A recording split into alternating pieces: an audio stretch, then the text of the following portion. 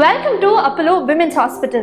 நம்ம எல்லாருமே வாழ்க்கையில எக்கச்சக்கமான உறவுகள் சம்பாதிச்சாலும் அம்மா அப்படின்னு சொன்னா அது ஒரு உறவு மட்டும் கிடையாது, ஒரு பெரிய உணர்வுன்னு சொல்லலாம்.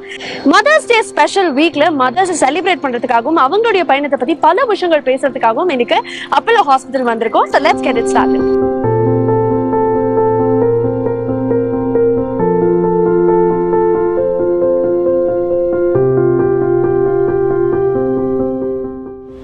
So in the Mother's Day special week la ஒரு new mummy தான் நம்ம கூட இணைஞ்சிருக்காங்க. Her name is Shrishti. வணக்கம். வணக்கம். வணக்கம் everyone. Another new mummy Akshay அவர்கள் நம்ம கூட இணைஞ்சிருக்காங்க. வணக்கம். Hi, வணக்கம். இதற்கு நீங்க Mother's Day உங்க அம்மாக்கெல்லாம் விஷ் பண்ணி பார்த்திருப்பீங்க. இப்போ நீங்களே ஒரு மதர், இந்த ஃபீலிங் எப்படி இருக்கு உங்களுக்கு? So actually நான் இந்த இயரே Mother's Day செலிப்ரேட் பண்ணுவேன்னு யோசிச்சு கூட பார்க்கல because my delivery date was on May 17th. Okay. So இப்பதான் வந்துட்டு like கொஞ்சம் complication ஆனனால I came and admitted. Now I'm celebrating my Mother's Day. நிறைய பெயின் கோ த்ரூ பண்ணிருப்பீங்க இந்த ஹோல்சமான 9 monthsல. So when you saw your baby எப்படி இருந்தது அந்த feeling? It's amazingly beautiful. So நம்ம ஸ்கேன்லாம் போறோம், அவ்ளோ ஸ்கேன், அவ்ளோ testing, you feel the kicks which is the most beautiful part of pregnancy according to me. And அதுக்கு அப்புறம் when you know the baby is shown to you the first time, you're like, oh my god, you know, it was completely worth it. The 9 months of entire journey, it might have its own ups, downs, challenges, some good moments, some bad moments, but everything, once you see the child's face, it absolutely vanishes and you're like, oh my god, you know, it was all worth it. Right. So yeah, it's beautiful. It's beautiful. நைட்லாம் தூங்காம பெயின்ல இருந்தேன் because I was trying for normal. கிட்டத்தட்ட doctor எல்லாம் வந்து ரொம்ப stress ஆயிடுச்சு ஆக்சுவலா, என்ன பிகாஸ் நார்மல் பண்ண முடியல சொல்லிட்டு ரொம்ப ஸ்ட்ரெஸ் ஆயிடுச்சு because I was always planning for normal delivery. Okay. So சிசேரியன்னே வீட்லேயும் கொஞ்சம் பதட்டமாயிட்டாங்க. ஆமாம், கொஞ்சம் இதுவாயிட்டாங்க. But yeah, it went well. Okay. Finally அந்த cry கேட்டோனே ஓகே எல்லாமே மறந்துச்சு. Tell us about the challenges that you had in your pregnancy journey. First of all, the decision to have a baby is a very big decision and not everyone is able to take it quickly. So even for me, I took six years to decide whether, you know, when I want to have a baby. Because இப்போ நம்ம generationல கொஞ்சம் planning ஆ தான் போவோம். You know, we don't want surprises. We sort of have certain plans for life, for a baby, etc. But you know, the question of responsibility when it comes, because to have a baby, you to believe that will I be responsible enough to, you know, raise another child when I'm actually raising my own self every day. And then when the baby comes out, you know, you actually see either your childhood or your parents see their childhood in them, and you know, there are a lot of reflections. Absolute reflections. எனக்கு முன்னாடி தெரிஞ்சிருச்சு like doctor set என்கிட்ட சொல்ல டேரக்டாக because maybe I might feel ஏதாவது stress போயிடுவேன்னு சொல்லிட்டு என்கிட்ட சொல்ல, பட் வீட்டில் இன்ஃபார்ம் பண்ணிட்டாங்க that normal will not be happening for her அப்படி சொல்லிட்டு இன்ஃபார்ம் பண்ணிட்டாங்க. அதுக்கப்புறம் ஸ்லோவாக வந்து என்கிட்ட பேசினாங்க. பேசிட்டு நோ அதர் சான்ஸ்மா பிகாஸ் ஜெல் அப்ளை பண்ணிச்சு. ஸோ 24 hours பேபி வெளில எடுத்து தான் ஆகணும். ஸோ இதுக்கு மேலே நம்ம ட்ரை பண்ண வேணாம், உனக்கு ஏதாவது நல்ல நேரம் வந்து பார்த்துட்டு வந்து சிசேரியன் பண்ணிடலாம் அப்படி சொல்லிட்டாங்க. ஸோ இம்மீடியட்டாக உடனே இது பண்ணிட்டாங்க. அதுவே ஒரு பெரிய சேலஞ்சாக தான். பிகாஸ் டக்குன்னு அந்த மைண்ட் செட்லேருந்து இந்த மைண்ட் செட் மாறணும். அதனால தான் கொஞ்சம் பிகாஸ் நைட் ஃபுல்லாக நம்ம பெயின்லாம் அனுபவிச்சிட்டோம். ஸோ சிசேரியன்றது ஓகே ஃபைன், டக்குன்னு 20 minutes பேபி வெளில வந்துருச்சு. பட் நான் நார்மலுக்காக இது பண்ண பெயின்லாம் வந்துட்டு இது வேஸ்ட் ஆகிடுச்சு அப்படி சொல்லிட்டு ஒரு இது இருந்துச்சு. பட் ஃபைன், பேபி வெளில வந்தோடனே ஹாப்பி, எல்லாருமே ஹாப்பி. ஓகே. ஸோ மதராக இப்போ உங்களுக்கு கண்டிப்பாக என்னுடைய சைல்டு இந்த அப்ரிங்கிங்லாம் வந்து இந்த மாதிரி விஷயங்கள்ல இருக்கணும், இப்படியெல்லாம் பண்ணணும் அப்படின்னு உங்களுக்குன்னு ஒரு கனவு இருக்கும்ல. இப்போ இந்த பாயிண்ட் ஆஃப் டைம்ல what is your state of mind like? எனக்கு வந்து she should be confident enough like இண்டிபெண்ட்டாக. இப்போ எனக்கு கேர்ள் பேபி வேறு, ஸோ ரொம்ப கான்ஃபிடென்ட்டாக இண்டிபெண்ட்டாக இருக்கணும், அப்படி தான் அவளை க்ரோ அப் பண்ணணும்னு எனக்கு. அதுபடி அவளுக்கு என்ன பிடிக்குதோ அதுபடி அவளுக்கு என்ன ரோல் கெரியர் எப்படி அதெல்லாம் அதிலே டிசைட் பண்ணிக்கலாம். பட் என்னோட பார்ட் வந்து லைக் அவளுக்கு ஒரு கான்ஃபிடென்ஸ் அண்ட் இண்டிபெண்ட்டாக இருக்க சொல்லி கொடுக்கணும், அவள் தான். ஸோ ரெஸ்பான்சிபிலிட்டிஸாக நீங்கள் என்ன பார்க்குறீங்க ஆஸ் அ மதராக உங்களுடைய சைல்டுக்கு எடுக்கக்கூடிய ரெஸ்பான்சிபிலிட்டிஸாக? See, I used to see a lot of TV when I was small. So, but Anna, for my child, screen timing, you know, it has to be that 30 minutes. It has to be that 1 hour. நான் ரொம்ப sweet சாப்பிடுவேன் even now, you know, sweets and chocolates and everything, but for my child no, just one sweet, you know. So நம்ம responsibility என்னன்னா somewhere, you know, we start controlling even ourselves. So now as soon as my child is with me, நான் phone வந்து சைடில் வச்சிடுவேன்.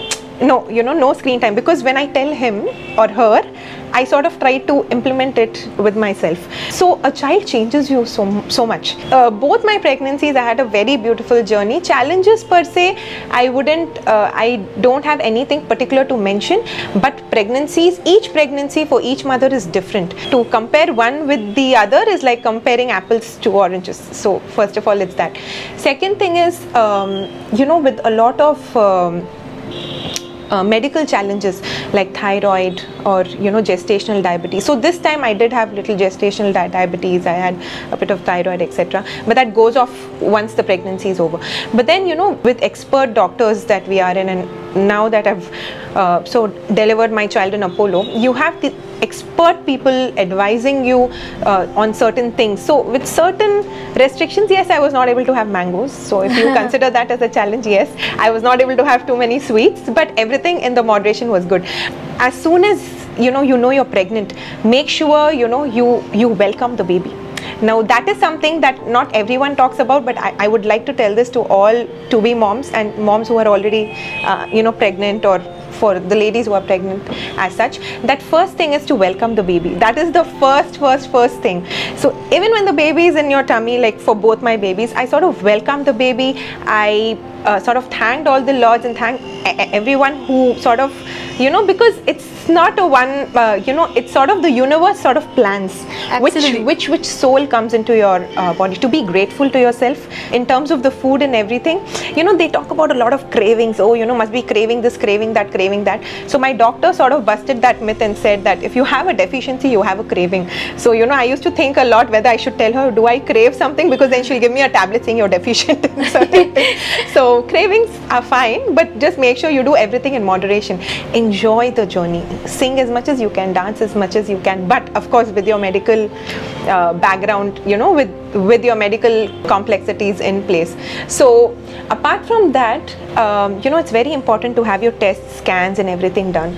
Though our mothers and grandmothers tell that we never did so many scans and tests, it's a lot these days, but these days with the advanced technology, it is always good, because you never know. We all sort of plan our babies. I got married in 26, planned my first baby in 32, second baby in 35. So these are all considered late pregnancies. So there are certain complexities which may come along with it. So just go with the flow, go with the scans, tests, whatever it is, but just keep one thing in mind, that what you think you are, your baby will be that particular person. So make sure you give those positive vibes and affirmations to yourself, saying, I want a healthy baby, a happy baby. No matter you put on weight, you are beautiful, just forget it. You will sort of recoup, you will lose that weight somewhere or the other.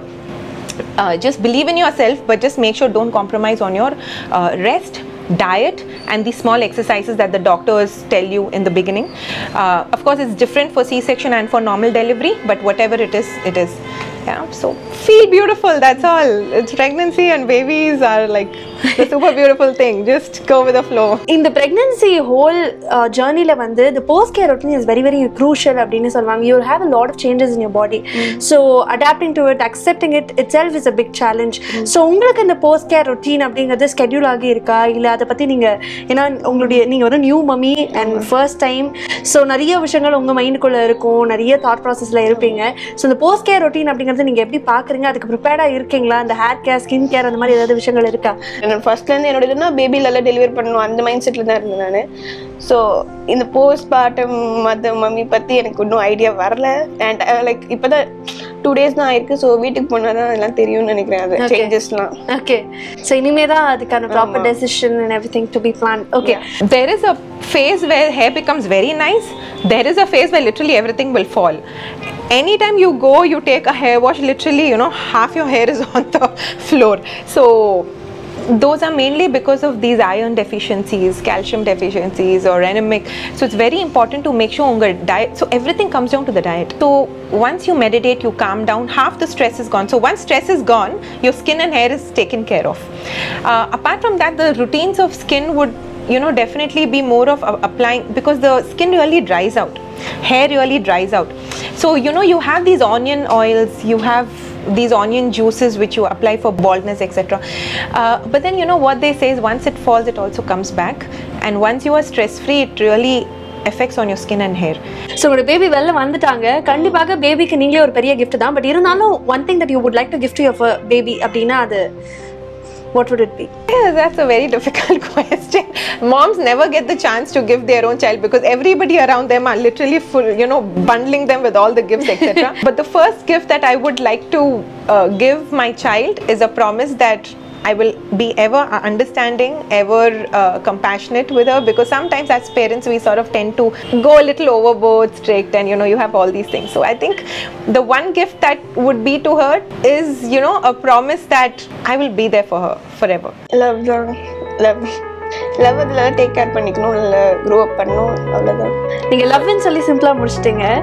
But உங்களுக்கும் அதே லவ்வோட we would like to present you something. So that's from Naturals. So அதை கொடுக்கறதுக்கு முன்னாடி I think உங்களுடைய அமேசிங்கான பார்ட்னரும் இங்க இருக்காங்க. We would like to have him as well. சரி வாங்க please.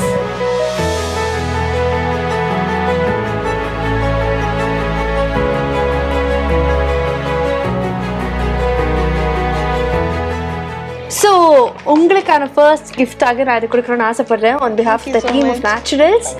So to take care of yourself even more better and beautiful. So hair care, skin care எல்லாம் தாண்டி I think you should take care of yourself this particular time. So அதுக்காக Naturals சார்பாக as a token of love. Thank you so much. This is for you. Thank you so much. Thank you.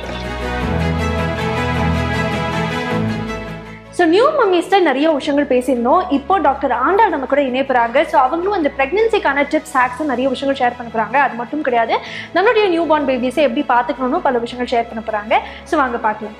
வணக்கம், நான் doctor Andal Bhaskar, மகப்பேறு மருத்துவர். இந்த காலத்தில் நிறைய பெண்கள் அவங்களோட இந்த பயத்தையோ இந்த சந்தேகத்தையோ ஃபேமிலி க்ளோஸ் பீப்புளோடவே ஷேர் பண்ணுறதில்ல. ஏன்னாக்கா ஃபியர் ஆஃப் ஜட்ஜ்மெண்ட்டு, நம்மளை கம்மியாக பார்த்துடுவாங்களோ அப்படின்ற ஒரு தயக்கம். அப்புறம் என்னென்னா அவங்க என்ன செய்ய போகிறாங்க என்னோடய பயத்தை சொல்லலாம். அப்போ தான் எனக்கு தோணுச்சு, யாருமே இல்லை, இந்த அம்மாவே ஒரு டெக்னிக் எதனா யூஸ் பண்ணாக்கா அப்போ அவங்களோட ஹாப்பியாக அம்மா இருக்கும்போது கான்ஃபிடென்ஸு ஈஸியாக வந்துடும். அந்த மாதிரி ஒரு டெக்னிக் கோசம் நான் தேடிட்டே இருந்தேன். Student is ready, the teacher appears அப்படின்ற மாதிரி என்னை தேடிட்டு வந்தாங்க.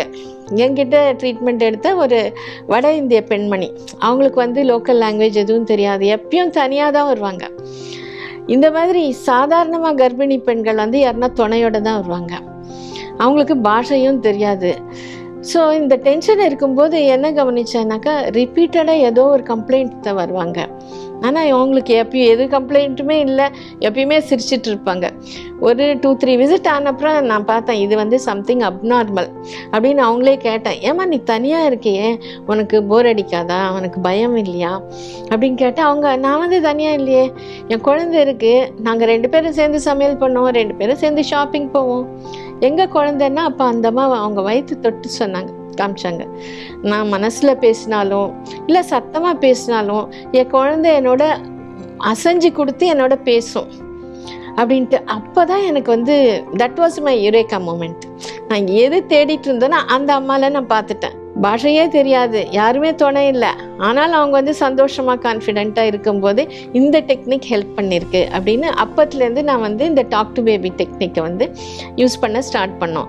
அதனால் எதுக்கு ஸ்டார்ட் பண்ணோம், அம்மாவோட டென்ஷன் குறையறதுக்கு. அதாவது நிறையா பேர் நல்லா ப்ராக்டிஸ் பண்ணும்போது அம்மாவோட ஸ்ட்ரெஸ்ஸு குறைஞ்சி ஹாப்பி அண்ட் கான்ஃபிடென்ட் ஆனாங்க. ஆனால் இன்னும் ப்ராக்டிஸ் பண்ண என்ன பார்த்தோம்னாக்கா குழந்தையோட பர்சனாலிட்டியை கூட மோல்ட் பண்ண முடியும் அப்படின்றத அதுக்கப்புறம் தெரிஞ்சுக்கிட்டோம்.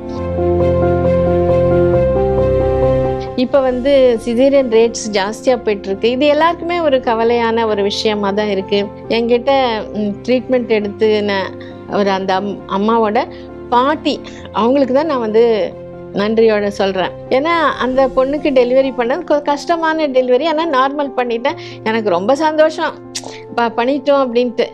அடுத்த நாள் அந்த பாட்டி கேட்டாங்க, அம்மா ஒரு கேள்வி கேட்குறேன் சொல்லுங்க அப்படின்னு. எங்கள் காலத்துலலாம் ஒன்றுமே இல்லைம்மா, ஆனால் டெலிவரி அவங்க சொன்னாங்க இந்த பழுத்த மாம்பழத்தை அப்படின்னா போதும் அந்த கொட்டை பாரு, அவ்வளோ ஈஸியாக அந்த குழந்தை பிறந்துடுச்சு. இப்போ எவ்வளோ இருக்குதே, ஏன் இவ்வளோ கஷ்டப்படுறீங்க? நாங்கள் அப்படியே அவ்வளோதான் பலார்னு யாரோ என்னை அரைஞ்சிட்ட மாதிரி ஆயிடுச்சு. அது பார்க்கும்போது அது நிஜம் அவங்க சொல்றதுல 100% அந்த ஆஸ்பெக்ட் இப்போ வரையும் யோசிச்சு கூட பார்த்தது இல்லை. ஏன்னா ஒண்ணுமே தெரியாது, நாலேஜ் இல்லை, ஃபெசிலிட்டிஸ் இல்லை.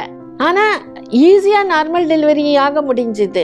இப்போ நம்மளுக்கு நல்ல நாலேஜ் இருக்கு, ஃபெசிலிட்டிஸ் இருக்கு, ஹைடெக் ட்ரீட்மெண்ட் இருக்கு. ஆனாலுமே நம்ம என்ன சேஃப்டி நெட் இம்ப்ரூவ் பண்ணிட்டோம், மதர் அண்ட் பேபி டெத்ஸை நம்ம கட்டாயம் கம்மி பண்ணிட்டோம். பட் நார்மல் டெலிவரி அந்த காலத்தில் ஈஸியாக நடந்த மாதிரி இப்போ நிறையா நடக்கிறது இல்லை. கஷ்டப்பட்டு தான் நார்மல் டெலிவரி ஆகுது, நார்மல் ஆந்தாலும். அதுக்கு ரீசன் என்ன அப்படின்னு பார்க்கும்போது தேடி தேடி கண்டுபிடிச்சிட்டேன்.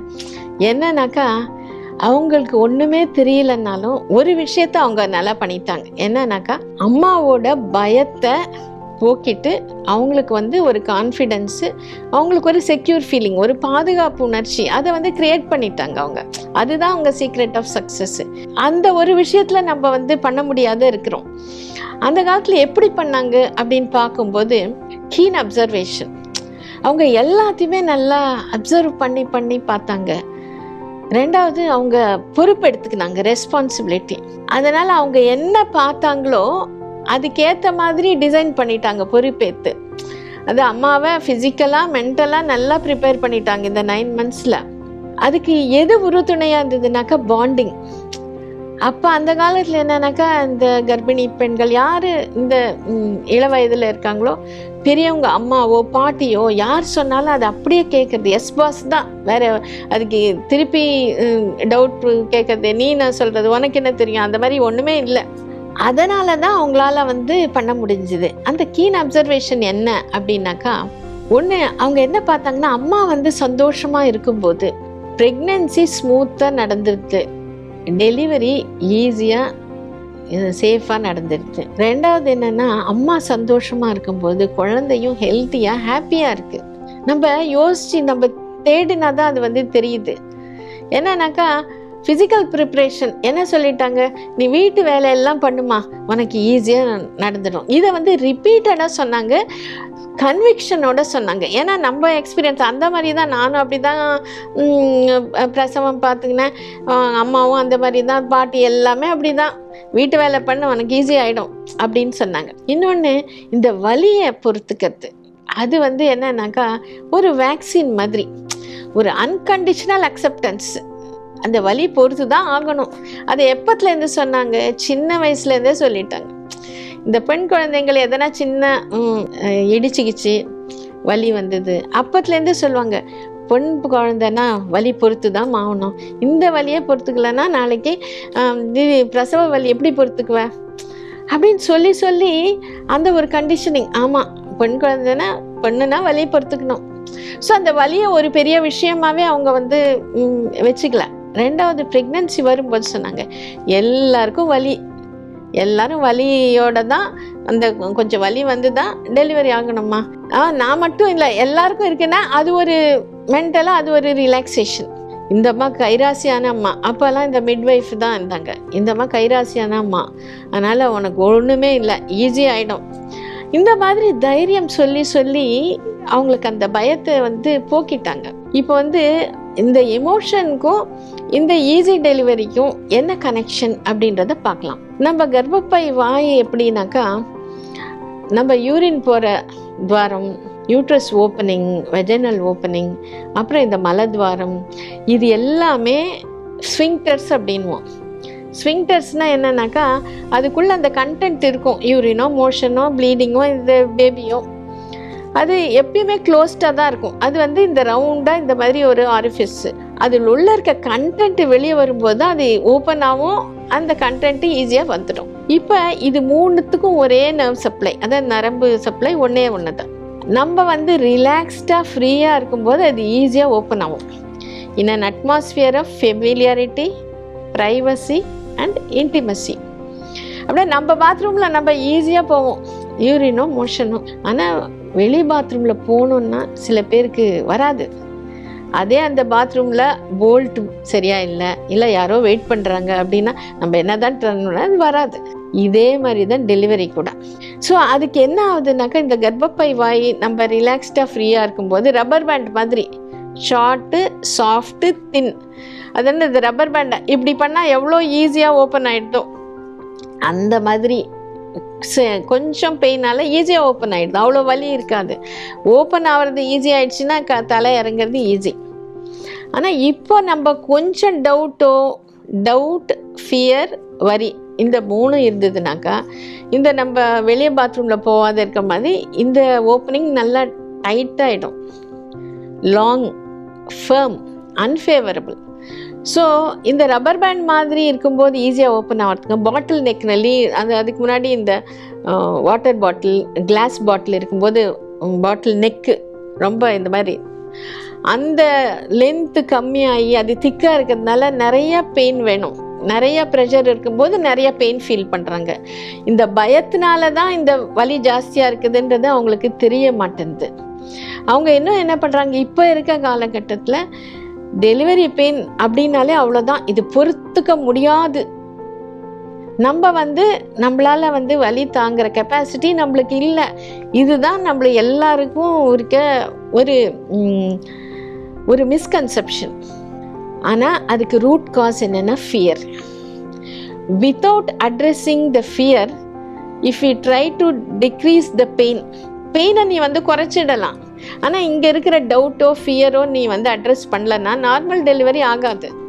அதனால தான் இதில் நம்ம தெரிஞ்சுக்கணும், நீ மெடிக்கேஷன் கொடுக்கறது ஒன்று, பட் இந்த டவுட்டு ஃபியரை அட்ரெஸ் பண்ணி அந்த பயத்தை அவங்கள போக்கிட்டோன்னாலே நார்மல் டெலிவரி ஈஸியாகிறதுக்கு வாய்ப்புகள் ஜாஸ்தி.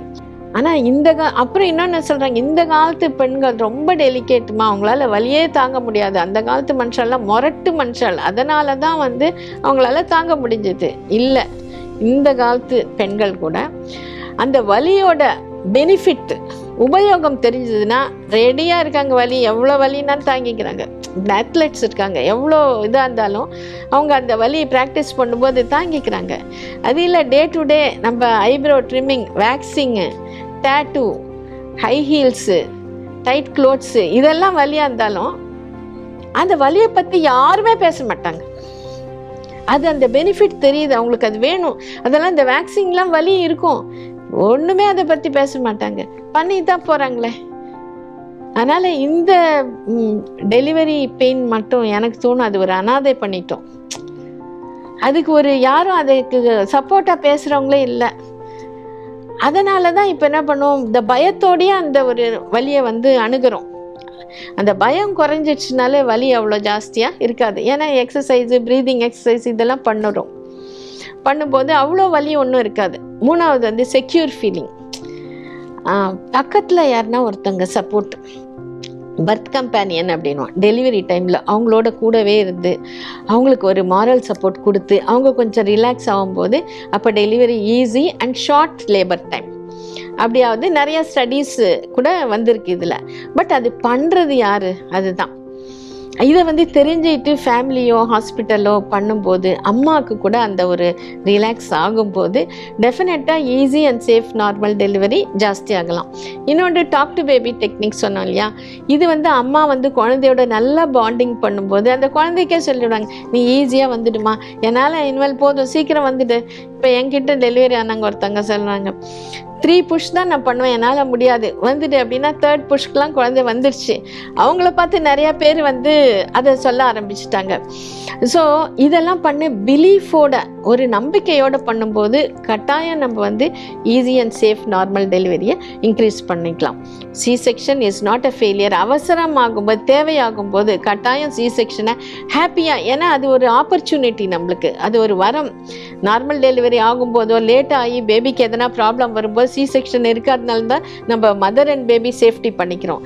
அவசரம்னு வரும்போது, தேவைன்னு வரும்போது சிசேரியனை நான் கட்டாயம் மனப்பூர்வமாக ஏற்றுக்கிறேன் அப்படின்னு சொல்லும்போது அந்த ரிலாக்ஸேஷனில் சில பேர் நார்மல் ஆனவங்க இருக்கிறாங்க.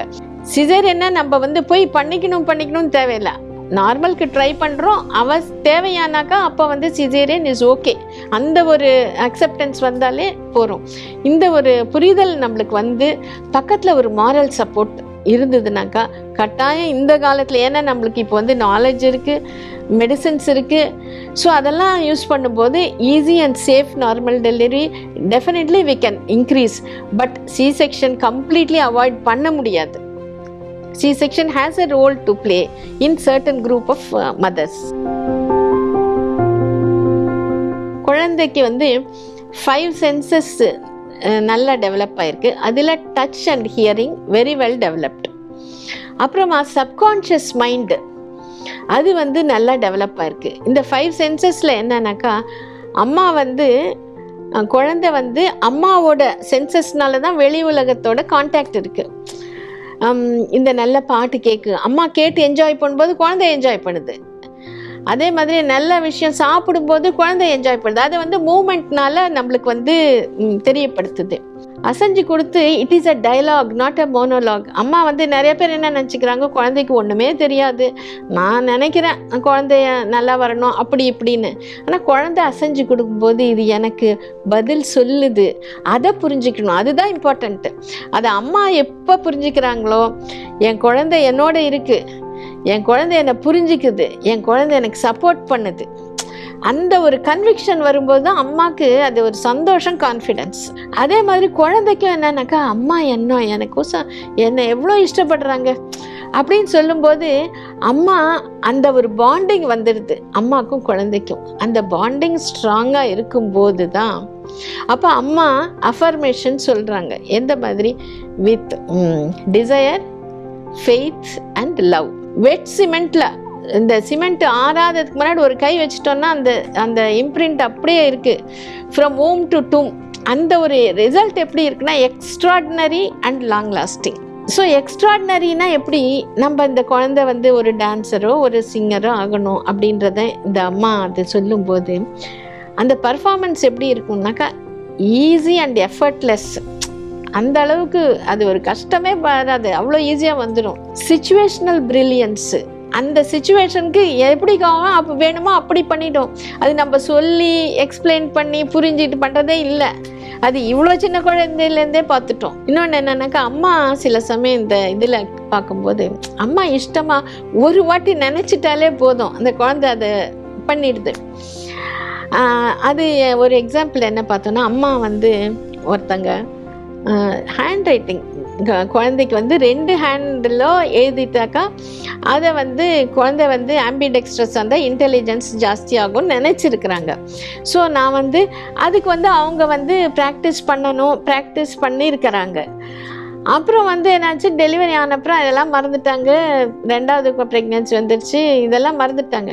ஆனால் அந்த பையன் வந்து இவங்க எதுவுமே சொல்லி கொடுக்காத 2 கையிலையும் ஈஸியாக ஃப்ளூயண்ட்டாக எழுத ஆரம்பிச்சுட்டு இருக்குது. அதுதான் பவர் ஆஃப் இது. இன்னொன்று வந்து அம்மா ப்ராக்டிஸ் பண்ணலாம், அம்மா ப்ராக்டிஸே பண்ணாத மனசில் நினச்சிட்டா கூட குழந்தை அது வந்து பண்ணும். It depends on the bonding, it depends on the recording. So அதுதான் நம்ம வந்து தெரிஞ்சுக்கணும். ஒரு அம்மாவுக்கும் நான் வந்து கங்க்ராட்ஸ் தான் சொல்லுவேன். அவங்களும் அவங்கள வந்து கங்க்ராச்சுலேஷன்ஸ் சொல்லிக்கணும். ஏன்னா சில சமயம் அந்த அம்மாவுக்கு அந்த குழந்தை தான் பெஸ்ட்டு, அந்த குழந்தைக்கு அந்த அம்மா தான் பெஸ்ட்டு. நம்ம வேறு யாரோடையும் கம்பேர் பண்ணிக்க தேவையே இல்லை இதில். இன்னொன்று என்னென்னா, இந்த டாக் டு பேபி இதெல்லாம் தெரிஞ்சுக்கிட்டு இதெல்லாம் சொல்லும்போது ஒரு பீரியட் ஆஃப் டைம் டெஃபினட்டாக நம்ம வந்து இம்ப்ரூவ் ஆகிடுவோம். அப்புறமா வந்து நாங்கள் என்ன சொல்லுவோம், அம்மா மட்டும் சொன்னால் போதாது, அப்பா, தாத்தா, பாட்டி, பெரிய குழந்தை, பக்கத்தில் அங்கிள், ஆண்டி, யார் வேணாலும் அந்த குழந்தையோட பேசலாம். அந்த குழந்தை நல்லா வந்து ரெஸ்பாண்ட் பண்ணி, ஏன்னா அந்த குழந்தைக்கு ஒரு சந்தோஷம், எல்லாரும் எனக்கு இருக்கிறாங்க. நான் அதான் சொல்லேன், டாக் டு பேபியில் எப்படின்னா நம்ம நல்லா பேசி அந்த குழந்தை வந்து it becomes a family member before it is born. ஏன்னாக்கா நம்ம அந்த குழந்தைய பற்றி, குழந்தைக்கு எது இஷ்டம் இல்லை, யார் இஷ்டம் இல்லை, இது எல்லாமே அம்மாவுக்கு வந்து நல்லா புரிஞ்சிடும், குழந்தைக்கு கூட புரிஞ்சிடும். அது அதே மாதிரி வெளியே வந்தப்புறம் கூட அந்த குழந்தை அவங்களோட நல்லா கனெக்ட் ஆகுது. இந்த பொறுப்புணர்வு சில பேருக்கு தான் வரும். அதனால இந்த கான்செப்ட் நிறைய பேருக்கு தெரிஞ்சா நிறைய பேர் அவங்களுக்கு வந்து அந்த அம்மாவை மனஸ்பூர்த்தியாக வாழ்த்தும் போது இந்த குழந்தையும் நல்லா இருக்கணும், அம்மாவும் நல்லா இருக்கும், நம்ம பாண்டிங் நல்லா இருக்கணும், மாரல் வேல்யூஸ் நல்லா இருக்கணும், சக்ஸஸ்ஃபுல் வித் பர்பஸ் அதுவும் வந்து கட்டாயம் வந்து சேரும்போது நம்ம வந்து ஒரு குழந்தைய மாற்றும் போது அதே மாதிரியே சிறு துளி பெருவெள்ளம்ன்ற மாதிரி நம்ம ஒரு புதியதோர் உலகத்தை நம்மளால் கட்டாயம் படைக்க முடியும்.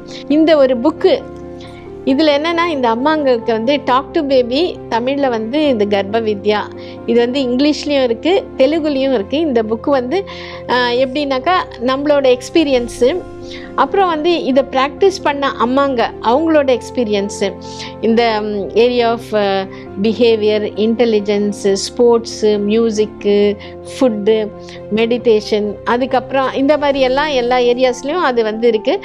ஏன்னா இது வந்து அவங்களோட based on our own experience அப்படின்றதுனால நம்மளுக்கு நிறையா டவுட்டு கிளியர் ஆகிடும். அதே மாதிரி எங்களுக்கு ஒரு யூடியூப் சேனல் இருக்குது, ஆண்டாள் ஃபர்டிலிட்டி சேனல். ஸோ அதில் இங்கிலீஷ் சப்டைட்டில்ஸ் கூட இருக்குது. அதுவும் வந்து நிறையா பேருக்கு, ஏன்னா எங்ககிட்ட வராத நிறையா பேருக்கு கூட அதை பார்த்து அவங்களோட டவுட்ஸ் கிளியர் ஆகி easy and safe normal delivery, talk to baby, அந்த பர்சனாலிட்டி மோல்டிங் இதெல்லாம் பண்ணிகிட்டு இருக்காங்க. நிறையா பேர் இதை வந்து உபயோகித்து கொள்ள வேண்டும் அப்படின்னு விருப்பப்பட்டு விடைபெறுகிறேன். நன்றி. இன்னைக்கு இந்த வீடியோல நியூ மம்மிஸ் அவங்களுடைய pregnancy routine and new beginnings பத்தி பல விஷயங்கள் பேசியிருந்தாங்க. அது மட்டும் கிடையாது, டாக்டர் ஆண்டாள் நிறைய டிப்ஸும் ஷேர் பண்ணியிருந்தாங்க.